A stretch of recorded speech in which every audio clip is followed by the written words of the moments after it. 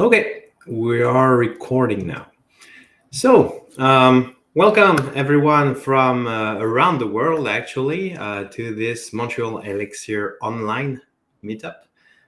Tonight, we have one presentation. Alvaro Callero, I hope I pronounced it correctly, will present how to develop a distributed application in Elixir.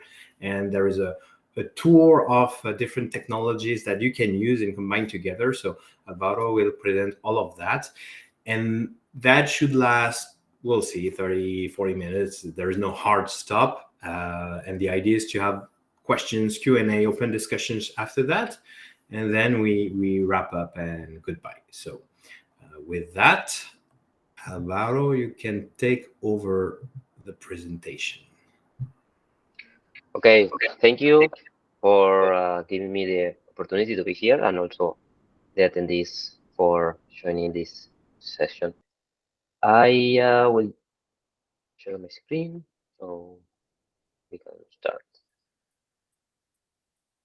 Okay, as Nicolas was mentioning before, the idea today is see a practical example about how we can build an application in Elixir using some tools like GraphQL, Phoenix, libCluster, Redis, and DeltaCRDT. There are a bunch of tools, so we are gonna try to see and understand how all these tools can work together. A little of introduction. I'm Alvaro. I'm from Uruguay. I've been working with software for almost 10 years. In my last projects, I met Elixir and I get in love, to be honest, with this awesome language. So hopefully I'll be continue investing my upcoming years in try to be a better Elixir developer. I work as a staff engineer for Wireworks, an Uruguayan-based company. And one of my hobbies probably would be traveling around the world and meet new people, new culture, new places. By the way, now I'm Colombia. I'm from Uruguay, so definitely I love to travel. This is the goals that we are gonna try to achieve today. The first one will be giving an application in Elixir with Phoenix that use GraphQL. We're going to see how we can improve the performance by caching the GraphQL responses using Redis as a cache. The second one will be build a distributed application architecture with multiple nodes running at the same time with libCluster.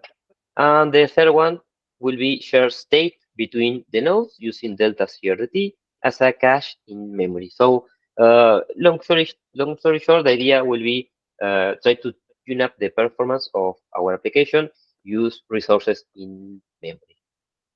That is the main idea.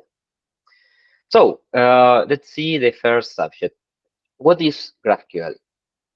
GraphQL is a query language for API. What we can achieve basically with GraphQL is return or get the data from our application and also manipulate the data from our application, like updates, deletes, and that kind of stuff.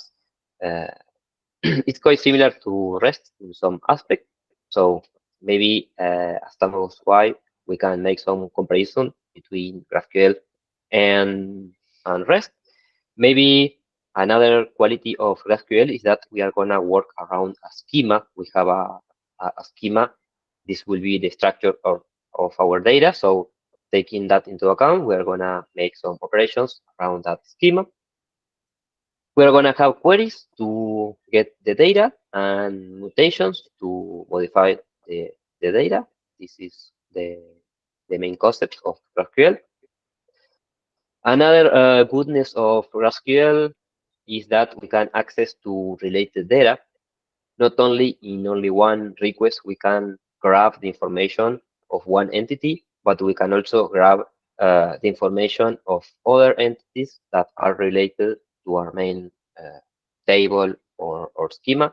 That is quite interesting because, for example, when we work with REST, probably if we need different information from different entities, what we are gonna have is different resources, and probably we need to make different calls to different resources.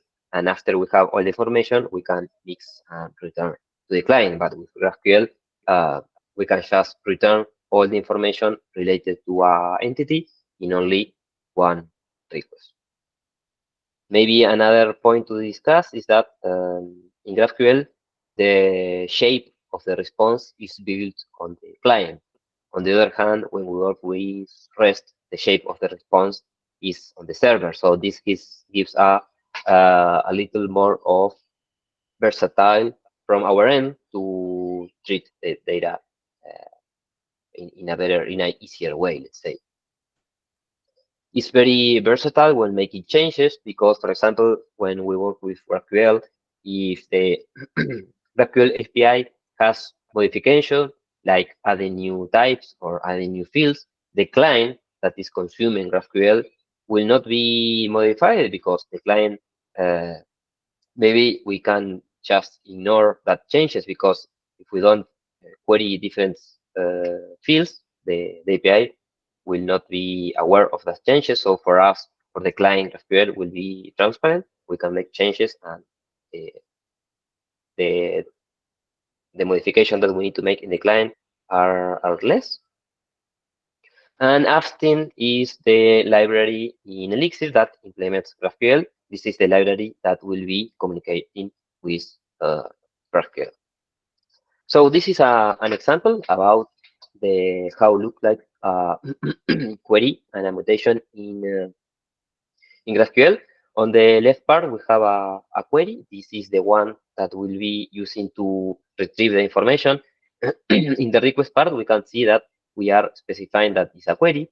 Then the name of the query, in this case, is user, because we want to retrieve all the users in our database. And then we have a JSON in which we specify what fields we want to query. In this case, we want the email, the ID, and the name.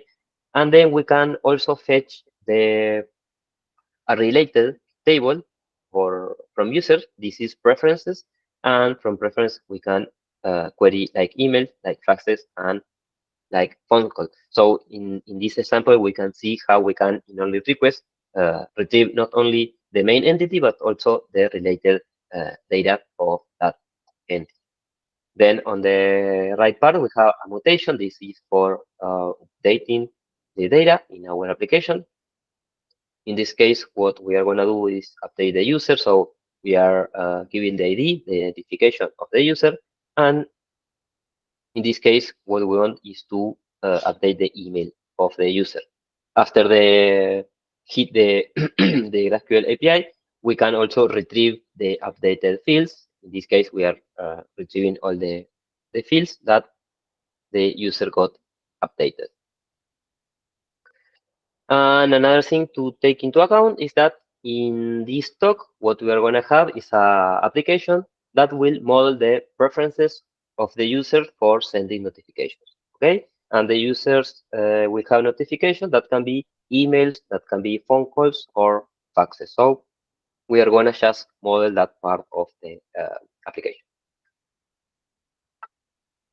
So it is understood what the idea is. I just want to clarify that we are not going to make something from scratch. We are not going to make library code. We already have an application in Elixir with Phoenix, so we are going to see how the different parts that are already built work. We're going to see the configuration, and let's see some example of code. That is the idea. Okay, we already know how GraphQL works, more or less. So let's see a little of Redis. Okay, so what is Redis? Redis is a in-memory data store. Redis stands for Remote Dictionary Server. So Redis is a NoSQL database, open source, that store the data in key value in the system. Okay, its main goal probably is to be used as a cache, but it can also be used as a regular database, as a broker, and I think that it has more utilities. But in this case, we are going to use Redis as a cache. One of the features of Redis is that it has a great speed and support for multiple connection. Redis is so fast because it holds the data in memory, not in disk, but it also has the support to store the information in disk just to avoid that our data uh, is removed after the after when our program finished to avoid the data to be removed. And also it supports a big amount of connection. Um, Redis support up to 50,000 of connection at the same time before giving problems around the limit the connection. So that's a good pretty number. It also supports a wide variety of data types, string, lists, hashes, ordered hashes, and a lot of other data structures. And one thing also to put into the table is that it emphasizes a lot on the efficiency of its data structures. I think that one of the magics of Redis is that the way that in which the data structure are built is so efficient in terms of the memory usage. For example, if we try to construct or build the same data structure in a high-level programming language, uh, probably Redis will be much better because they make a lot of efficiency in the way in which the data structures are built in memory. So that is how it's so fast for us to use Redis. This is an example of the Redis CLI, just to see that it's pretty easy. So if we wanna interact with Redis and we want to store an entry, we can use the set command. Then we need to specify the key. In this case, is my key, and then the value. This is a string saying hello. If the value is stored okay, then Redis will return to us an okay. If we want to retrieve that entry, we just need to use the get command with the key, and we'll return the value. In this case, is hello. And another cool command that we can execute is again the set with the key and the value, but we can also provide the TTL, the time to live. And this is very important because for us, when we work with cache, it's crucial to provide for which time that entry will be a valid value, and after that time, after the entry is expired, then the entry will be removed because it doesn't make too much sense to hold data that is not in a good shape. For example, it doesn't make too much sense to store in a cache data that is not updated because we are going to see a wrong version of the data. That is why important in provide a TTL so the data that we can see is correct and it is not dummy information. So let's say that now we know how GraphQL works. We know that we can retrieve information using requests. On the other side, we know that we can use Redis as a cache to improve our performance. Maybe we can also take into account that our application in terms of the update will not change very often because right now we are modeling the preferences. For example, if you are modeling the set of the bill of the internet or electricity, probably you will update 1 or 2 times unless you move to another country or neighbor, you are not gonna modify that. So maybe a cache can be in handy. So can we mix those two tools? And the answer is yes. We are gonna see how we can cache the GraphQL responses using Redis. Okay. So to do that, we are gonna use a library in Elixir. The name is request cache flag. Um, just to know, this library, by default, it uses Concache. Uh, Concache is a library that uses ETS table as a cache, but with others improved, like the TTL, because the ETS table, by default, it doesn't contain the TTL, so you need to implement by yourself. In our case, we are not going to use the default cache, Concache. We are going to use our custom module to communicate with Redis. Then we are going to use Redis, is the library in Elixir that interacts with Redis use the Redis API. And finally, we are also going to use Poolboy for handling the Redis connection. So why is important to use Poolboy, for example, in this case?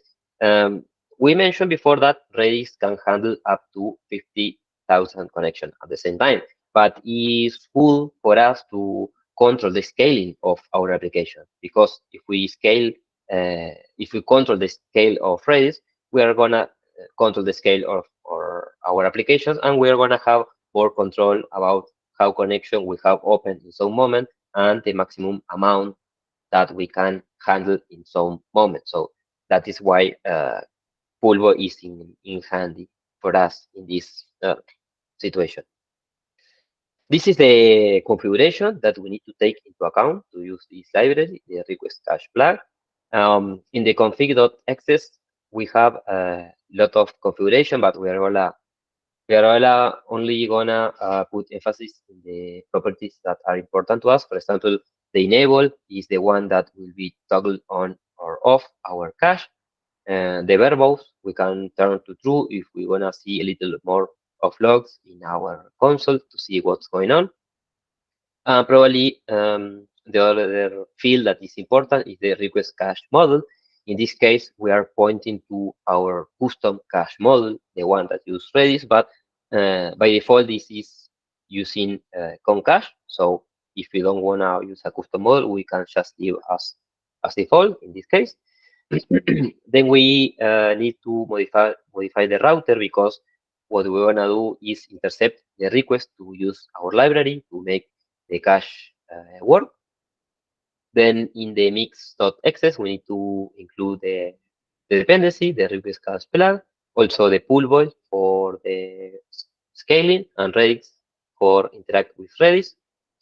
In the application.ex, what we want to do is add 2 lines, one for Redis. This is just for use all the goodness of Redis in our application.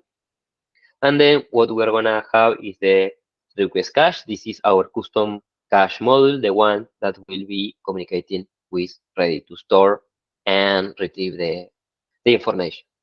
In the query.ex is the place that we are gonna specify that we want to use this cache.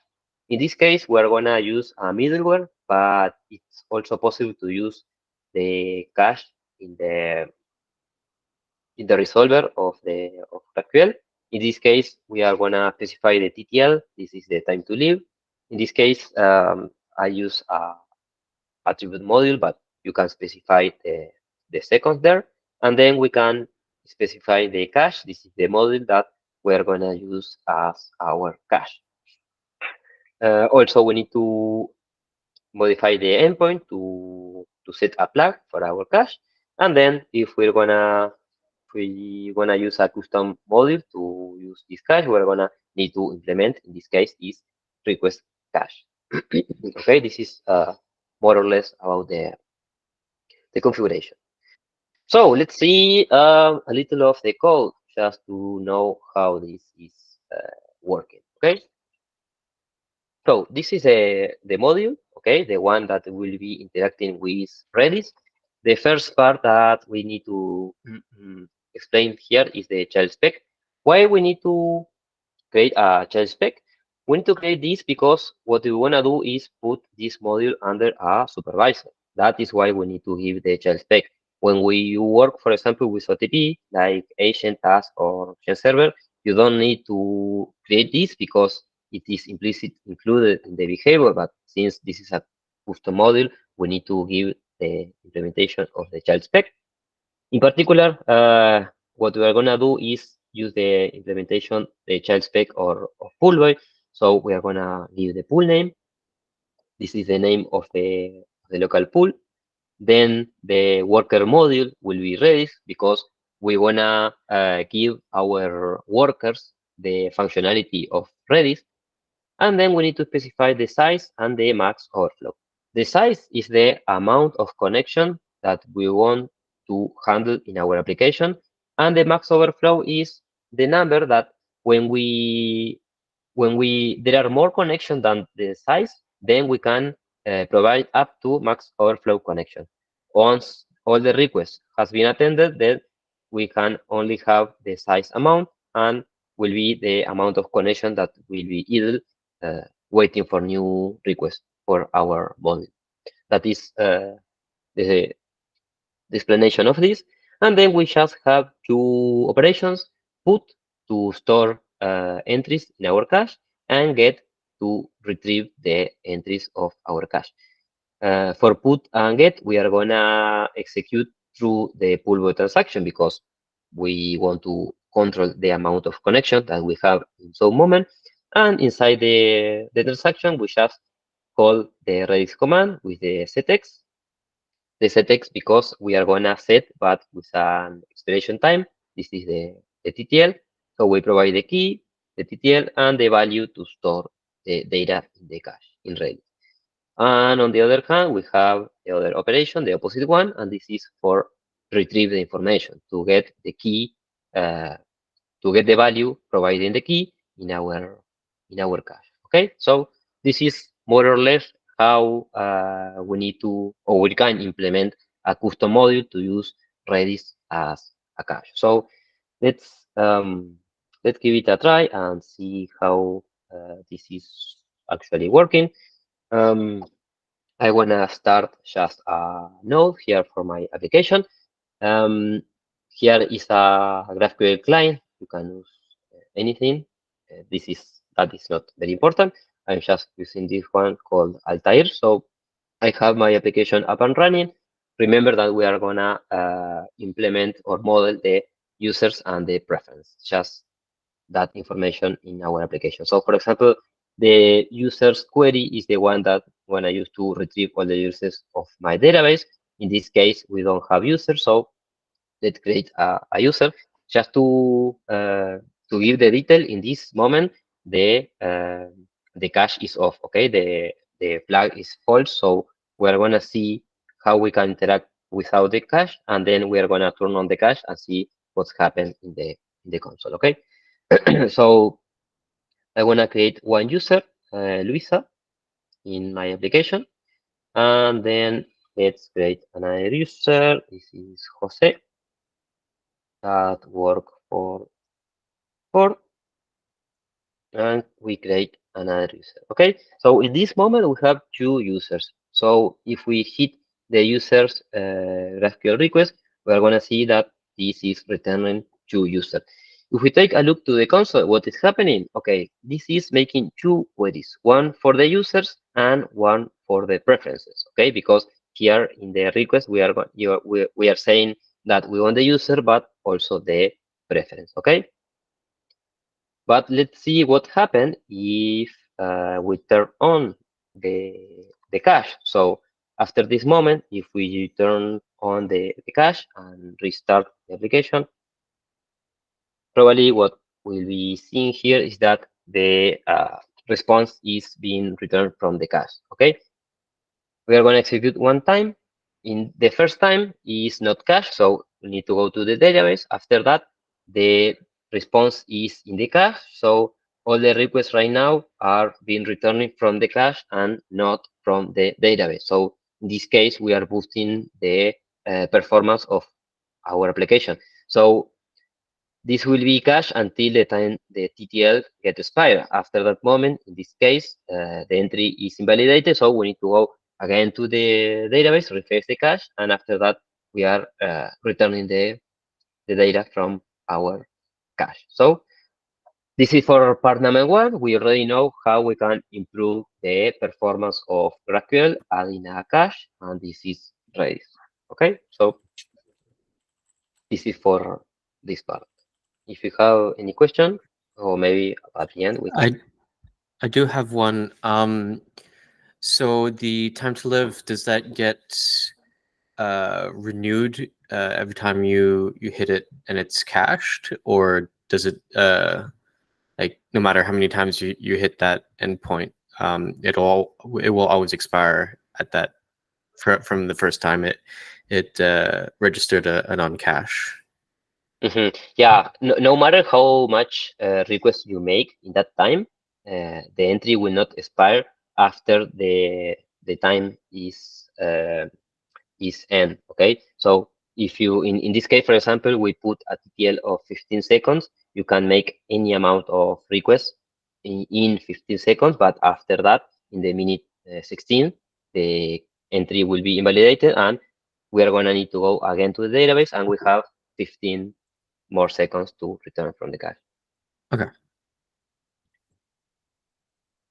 Well, go ahead.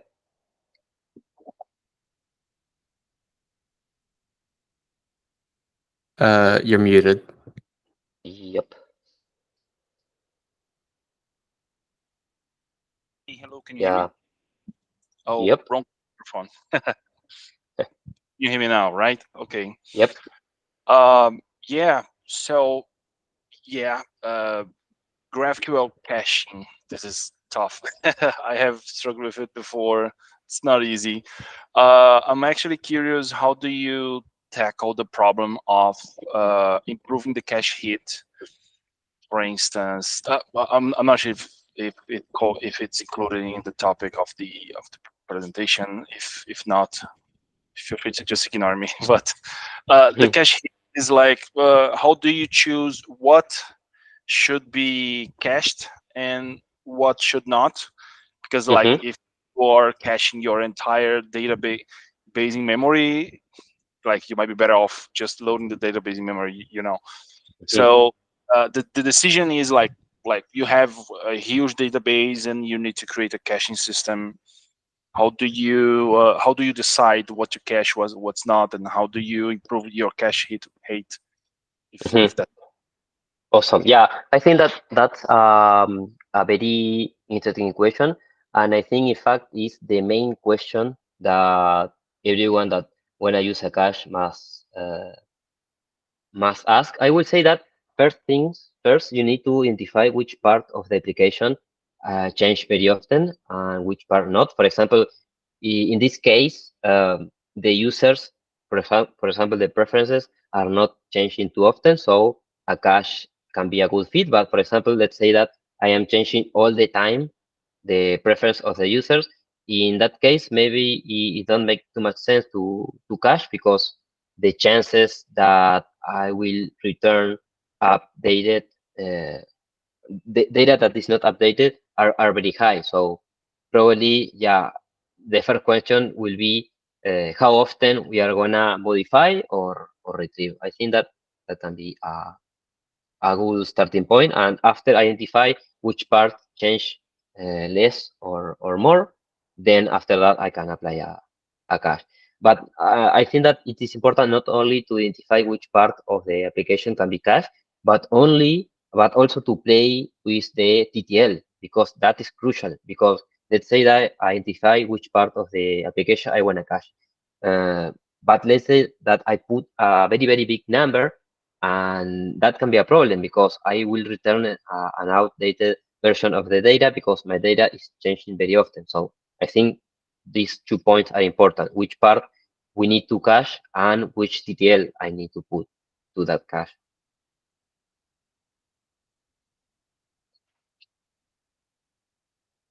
Awesome. Is there no more question? Let's go ahead. Okay. So libCluster, this is the next topic that we are gonna see to continue improving the performance of our application. Okay. So what is libCluster? libCluster is a library that provides a mechanism to build a cluster of nodes. Basically, what libCluster give us is the possibility of create a group of servers that will be interacting to our application. Okay, it's a tool that we can use to scale out our application. The cluster provides several strategies for cluster formation. We have the Erlang host. This is a strategy that what is trying to do is just create a file in which we are going to specify all the hosts that will be part of our network. Then we have the gossip strategy. This is a auto-discovery strategy. What this strategy is doing is send UDP multicast messages to discover the nodes and try to build in a auto-discovery mode the network. Also, this has support to use Kubernetes. So if we use this strategy, what we are going to do is detect some services that are up and running in Kubernetes and try to connect with them. And the last one, and is the one that we are going to use today for our application, and is EPMD.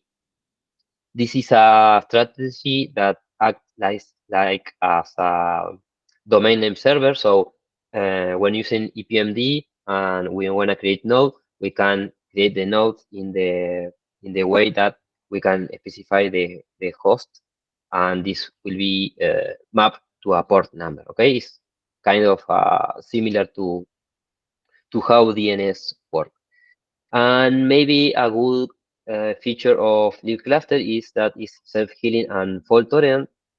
This means that if we use libCluster and it's up and running, it is guaranteed that the network will be converged to a stable state.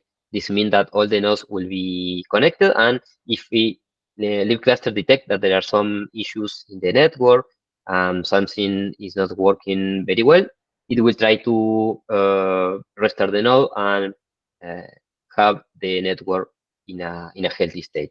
And this is free. I mean, this is just a task that libCluster will be doing for us.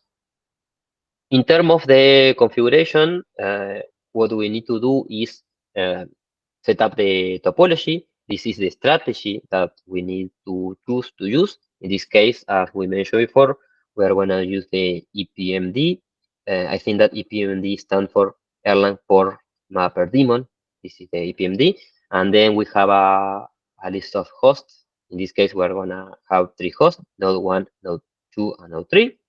Then in the children of the supervisor, we just need to provide the cluster supervisor and the topology that we previously set up. And then the mix.xs, the libCluster dependency, just to have available in our code base this library, okay? So let's see an example of how this works. Let's just turn off the cache to see in real time all the examples. In this case, we are gonna start a new node. This is the node 1. Here we are gonna start a different node. In this case will be the node 2. A detail here is that in this case we need to provide as a variable the port number, because in the port 4000 we already have the node number 1. So if we don't provide a new port number, will be a conflict and will be an error. We can just see it here. If we try to execute this is failing because this is a port already in use. So the node number 2 will be running in the port 4001, and let's start another node, number 3, and let's use I will reuse here the command. We don't need to forget to change the port number because we are going to have conflicts again.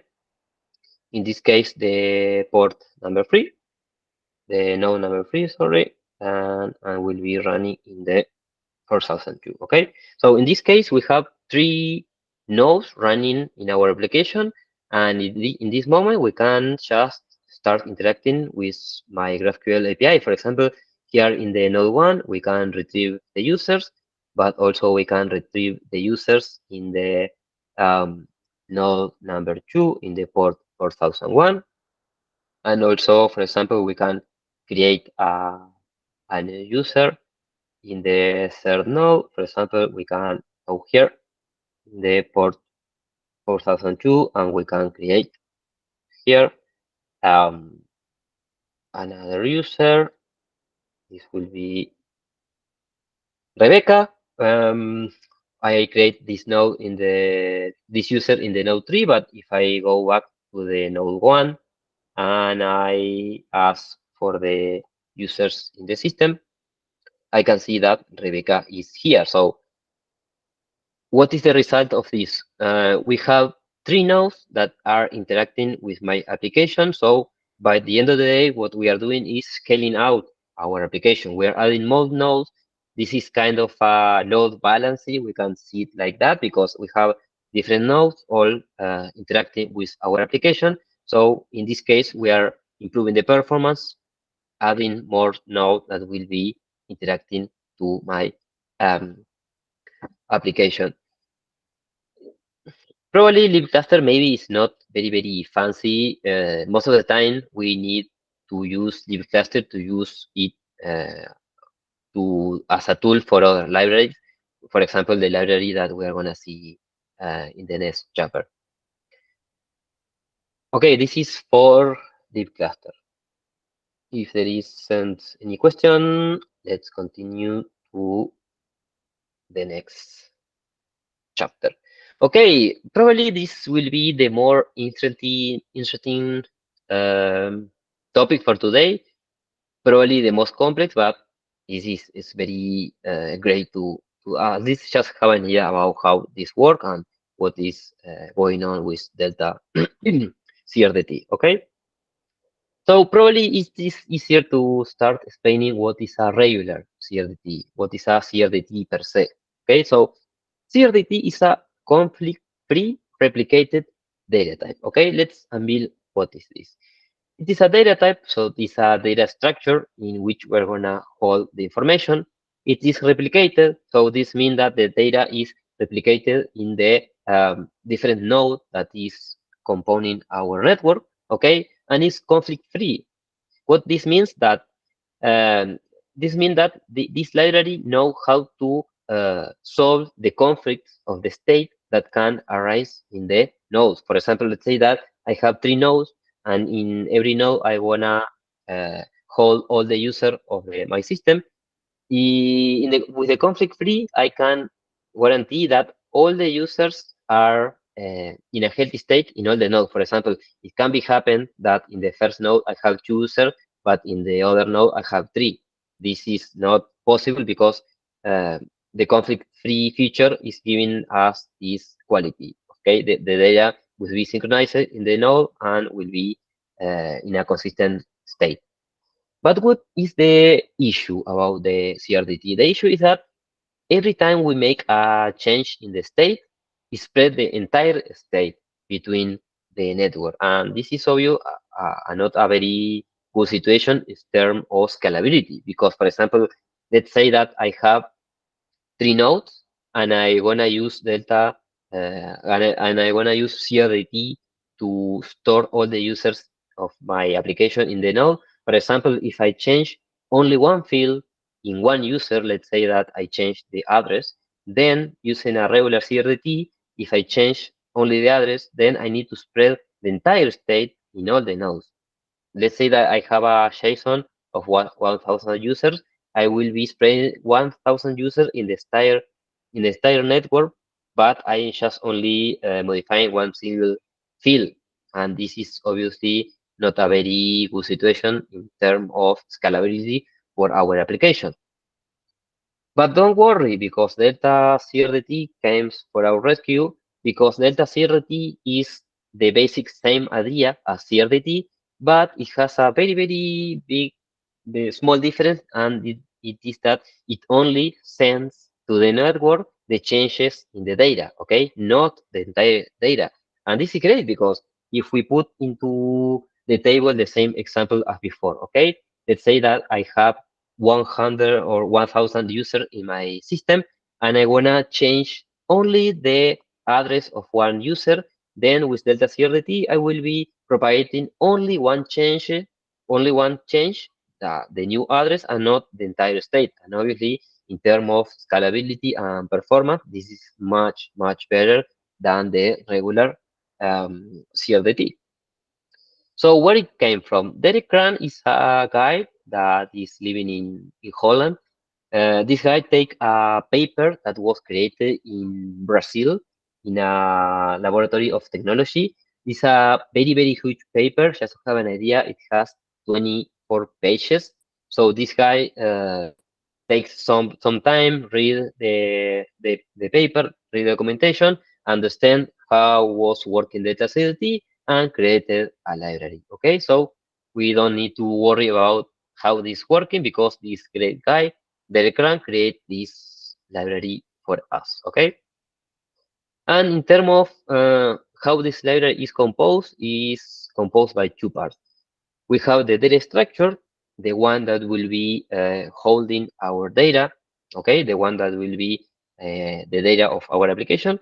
And second one, we have the anti-entropy algorithm, and this is the one that will be that will guarantee that my data, okay, my state will be the same in all the nodes, okay, with there no way conflict because of the anti-entropy algorithm. This is just a screenshot of the paper. As you can see, it's a scientific one. It's very heavy to read. No one want to do this. Then if we start reading, we can find the algorithm one. This is the one that say, okay, we wanna send from time to time the state of the nodes in the entire network, but this can be a problem because there is a chance that I will gonna be sending the same state twice or more time to the same node, and obviously this is something that we don't want in our application. Then in some part of the paper, we're gonna find the algorithm number 2. This is the one that say, okay, we need to init the first algorithm. So from now on, we are only gonna send the changes, the delta of the state. So this can be an init in the code. Obviously, this is very heavy. No one want to read a 27-page paper every time that we're gonna do anything. For our luck, this guy, the can create this library for us, so we can just use it. So I think that from time to time, it is good to know where the things came from and try to understand under the hood how at least how the things are working actually. But obviously, it's every time that we want to use a library, we are gonna read a paper. Probably our team leader will not be very happy, but from time to time, maybe it's a good practice. Okay. In terms of the configuration, well, we are gonna use libCluster because we wanna have several nodes up and running in our application. In this case, we are gonna use EPMD as before. Then in terms of the children of our application, apart of providing the libCluster supervisor, we are gonna provide two modules. The first one is DeltaCRDT. This is the library per se that we are gonna use to have the functionality of DeltaCRDT. This property here that is a little confused, that is DeltaCRDT.aww map. What this doing or what is saying to us is the following. If we have two requests, one that want to add an element in our delta and one element that wanna delete the information, then the one that wanna add will win over the deletion, okay? And the second one, and this is also important, is that if we have two requests that wanna update the state at the same time, the one that has the newer timestamp will win. And if you take a look, I think that this makes sense because let's say that I have 3 nodes, okay? And one node dies, and in some part of the time, it is coming back up and running. If this property is not there, then what can be happening is that the new node that has an empty state spread the state among the network, and all the nodes by the end of the day we have an empty state, and this is something that is not consistent. So that is why this property is as it is, okay? And here what we need to provide also is the CRDT node manager. This is a custom module built from us, and this is the one that make the communication between the node to use the goodness of DeltaCRDT. In terms of the dependencies, we need to provide the DeltaCRDT library and the libCluster because we're going to have different nodes up and running in our application. And finally, we need to create our custom module, in this case, CRDT node manager. This is the one that we're going to use to interact with DeltaCRDT, okay? In this application, in this example, we are going to use DeltaCRDT as a cache to store all the emails of our application. Okay, so every time I create a new user, I want to store that new email in the DeltaCRDT, and I want that all the nodes have this information synchronized. Okay, I want to have in every node all the emails of my application. So let's see the CRDT node manager, okay? And this is it, okay? This is our custom module that will be communicating with Delta CRDT. What we are gonna do here is wrap the functionality in a task, and we are gonna have the restart policy as transient. And this makes sense because the transient way of restart is the one that if the task fails in a abnormally way, I mean, if the task is not executing well, I wanna try to restart the task. But if the task ends successfully, then I don't wanna restart because the logic in the task went well, and I don't wanna be keep restarting and restarting. Okay, that is why we're gonna use transient. In the start link of our task is the logic in which we are gonna make communication between the nodes using DeltaCRDT. This node.list, what is doing is returning all the nodes in which this current node is connected to. For example, if I have only one node, then this variable will be an empty list. But if I have two nodes in my network, node A and node B, if this node A is executing this code, then the node list will be B, okay? Because A is connected to B. And then we need to execute the logic that will be connecting the node, synchronizing the nodes with DeltaCRDT. What we're gonna do here is execute the set neighborhood. This function, what it's doing is connecting this node, the current node, with my neighbor, okay? Let's say that I have three nodes, node A, B, and C. If node A is executing this code, this line, what we will doing is connect A to B and A to C. But what is the only detail with set neighborhood? This is an unidirectional operation. It's not bidirectional. So I need to execute the code in the other side. So apart from connecting A with B and A with B, we'll also need to connect C with A and B with A. That is why we need to execute the logic on the other side. So after this code is executed, I have full connection, full duplex connection between all the nodes in my network. And then we just have operations like Redis, but in this case is for the DeltaCRDT. This is for retrieve the state of the DeltaCRDT, and this is to put information in my DeltaCRDT. In this case, we are gonna add the emails of my system to a list so all the nodes can have as the state, as the cache using DeltaCRDT, all the emails of the application. Okay, so let's give this a try. What I will do here is run mix setup. This is just to restart the database and remove all the data, so we can start with a fresh version of our data. Again, we are gonna start different node with libCluster. We are gonna execute the node 1. We are gonna execute the node 2. And we're gonna see how the Delta will be storing the emails of my application. So in this case, since the database was Flash, I don't have any user. So let's create a user in node A in the 4000. I will create another user. This will be Sean, and the name will be Sean. Okay. So in this case, I have two users. If I go to for example, the user GraphQL query, I will be returning all the users from the database. But since I using DeltaCRDT, I can recover the users using another GraphQL query.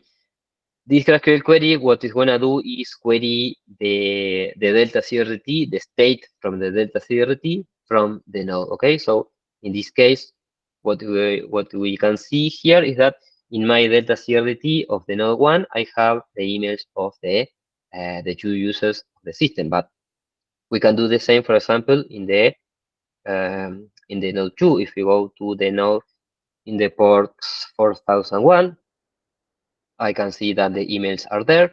Let's say that in some moment another node is up and running. This is the node 3 in the port 2004. So if we retrieve the DeltaCRDT in that node, we can see that we can have the state.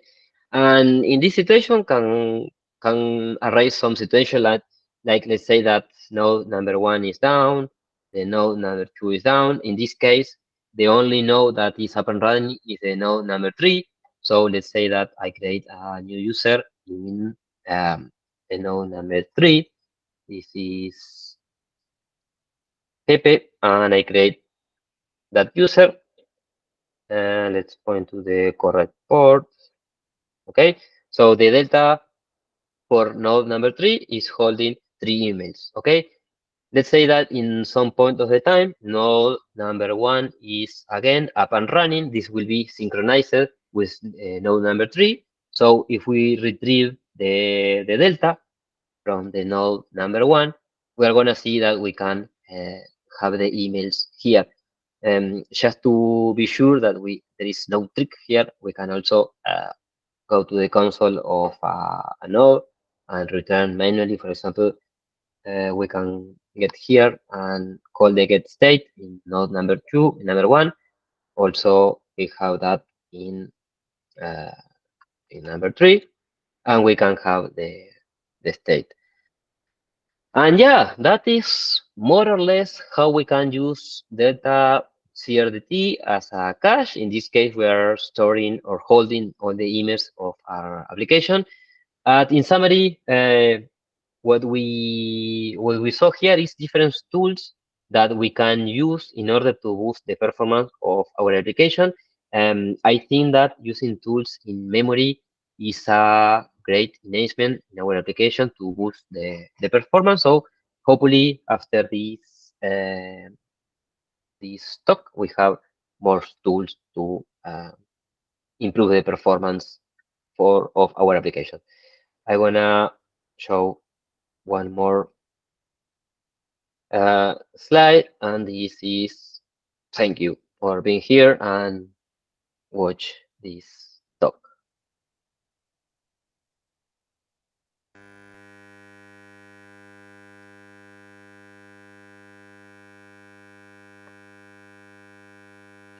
If you have any question, this is the time. I know there was plenty of tools and code. I can give the repo so you can take a look in your houses and change anything that you want and make any tests. Yeah, probably was muted. Sorry, I was saying thank you very much for a presentation. I can see clapping in the audience. Yeah, let's take a few minutes if people have questions. I know we had questions during the presentation, but now is the moment. Mm-hmm.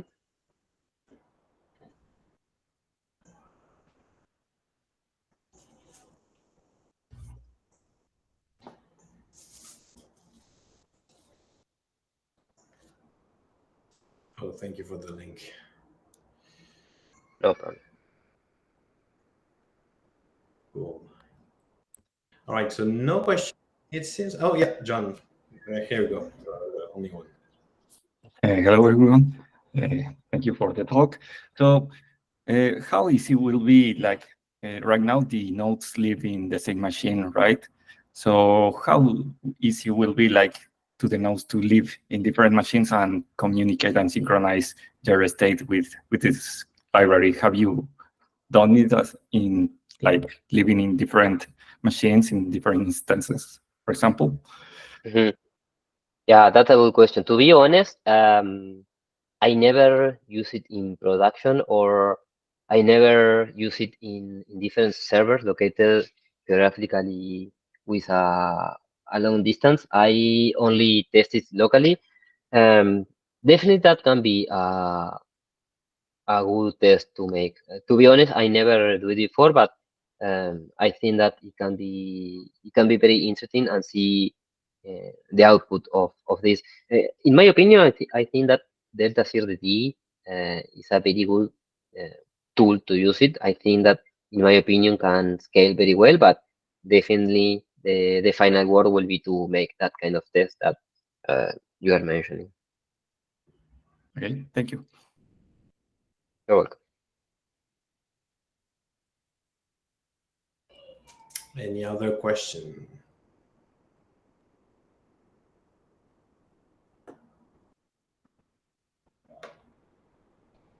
No? Well, Actually, I did have one. Sorry, I just remembered it.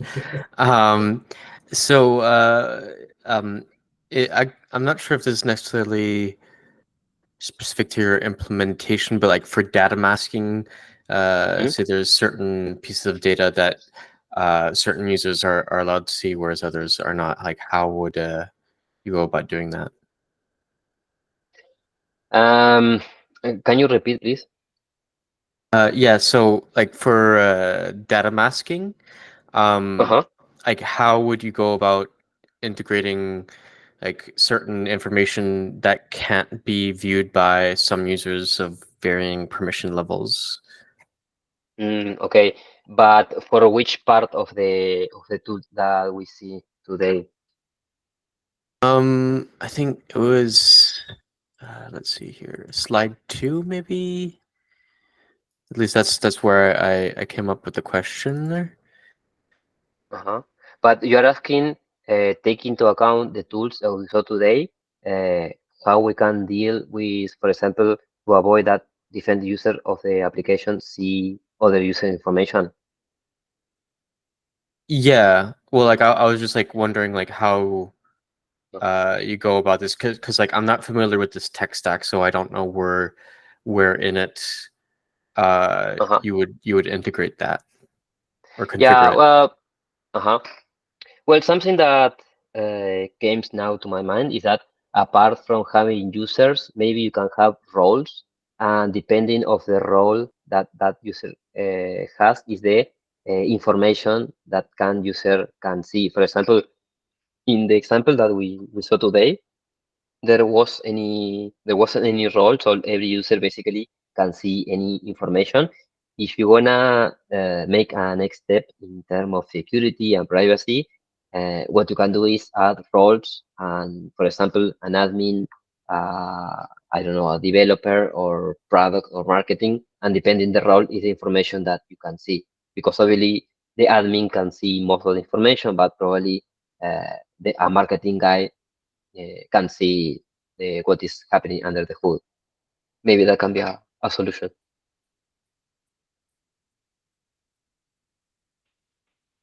There wouldn't really be a big, that would come down to how the security is done through the GraphQL, wouldn't it be? It wouldn't depend on whether it's distributed or not, presumably.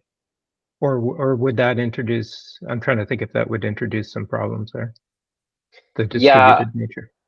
exactly. Another thing that maybe you can do is, for example, when you're updating a user, apart from giving the ID of the user, you can provide a token, for example, or some kind of key, and depending the key is the amount of access that you have in the system. Maybe that is something that you can take into account in order to give a more another layer of security.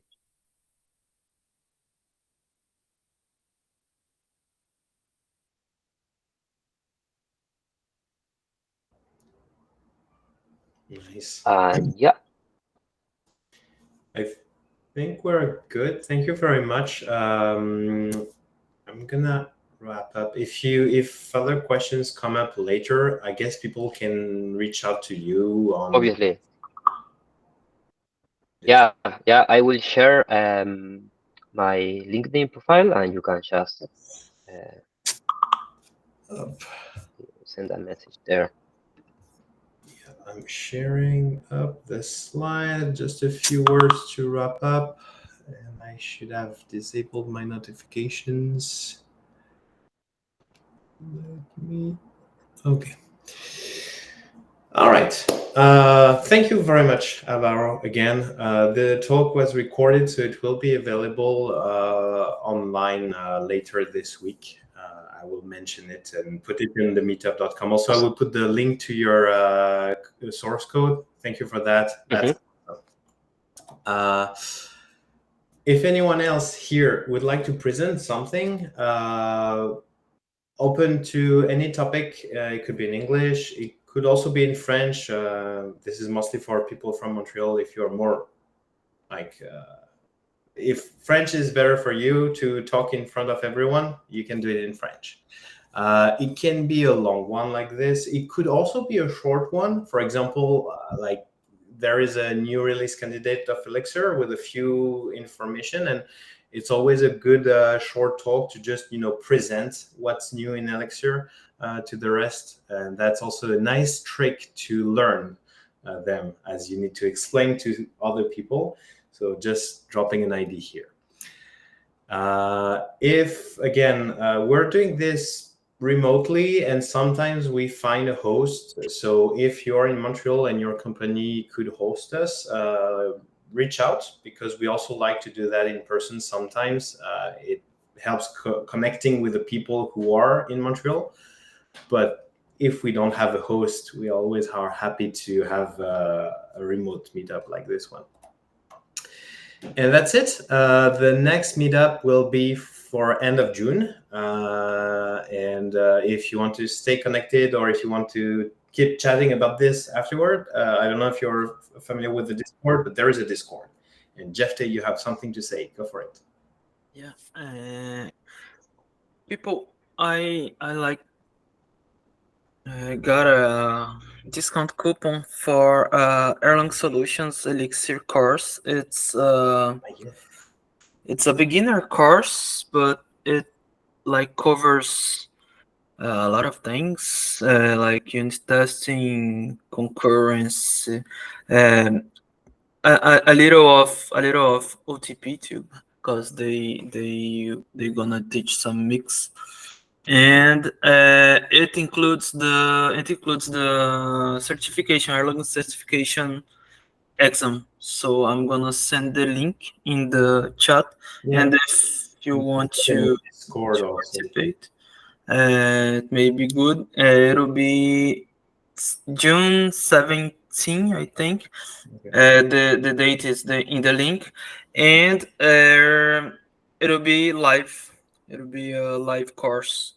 So it's like 4 hours per day, and it'll be during 4 days. And if you want to participate, you just go in the link and use the discount.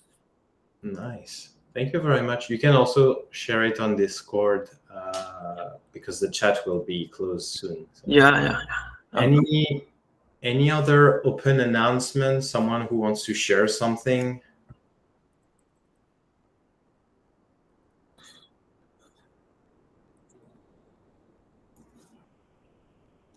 No. No, just waiting. Just sometimes people just need a little bit of time. Yeah, it's true. Okay, that's fine. Well, I wish you all a very good rest of your day or evening, depending on where you are, and see you sometime soon. All right. Thank you, guys. Thank you, Alvaro. Take care. Thank you, guys. See ya. Thank you, everyone.